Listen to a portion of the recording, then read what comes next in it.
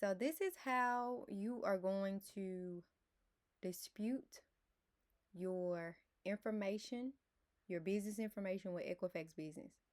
You're going to log into NAV, and the reports that NAV gives you, of course, you need a NAV account, guys. You need your NAV Prime account. Once you have established your NAV Prime account and you have entered into Tier 1 and you have started to make payments to your Tier 1 vendors, okay, then what you want to do is make sure, confirm that those vendors, those credit accounts, those net 30 accounts are actually reporting to Equifax Business if they said that that's who they report to on your business behalf. Okay, so all we're doing is just confirming that the creditors are actually doing what they said they would do, and NAV is the one that's going to reveal this to us. Okay, so what you want to do is go check your Equifax. You want to go over here to credit health, and then you want to click your Equifax report, and here's an overview.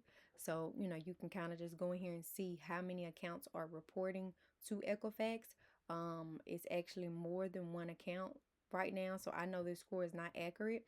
I also kind of want to educate you guys that sometimes you will, let's say like you go through Ecredible, or you go through somebody like Crown Office Supplies, people, Wise Business Plans, people who actually report to Equifax Business.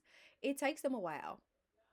You're paying them, but it may take 30 to 60 days before you actually see it reflect on your credit report. Okay, so don't be alarmed by that. They're saying I only have one account, which is obviously NAV, because I'm paying NAV $49 per month.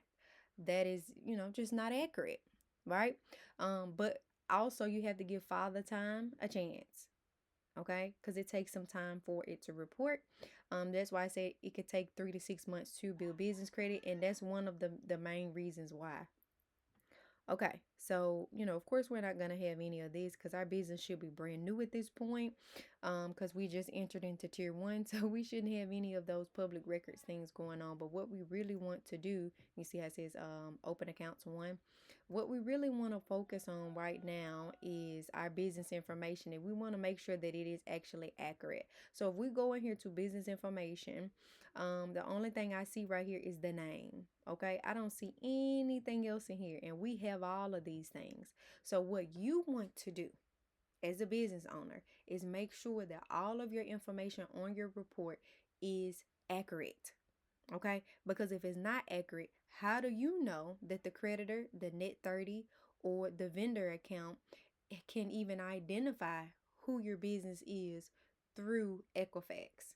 Okay, for Equifax to be able to connect with that credit account that you've established. So you want to make sure that all of this information is update and accurate.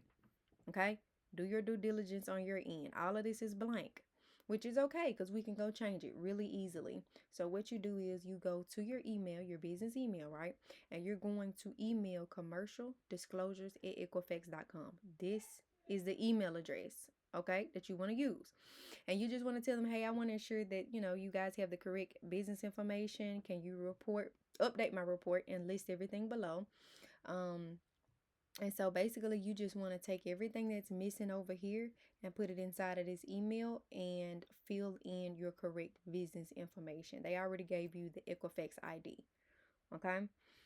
So that's all I did. I just went in here and told them everything about my business. Make sure your annual sales is an obscure number. Don't pick something like 100,000. Pick something like 103, 105, something like that. Employees is always going to be 5. And then these are just some SIC codes that I put on my report. So yeah.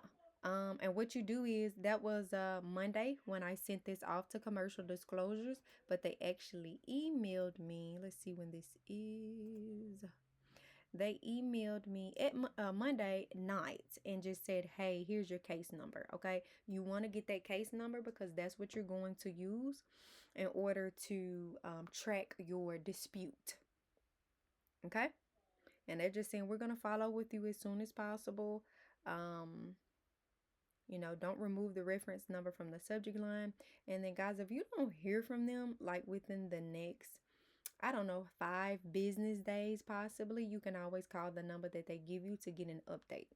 Okay, that's what I do.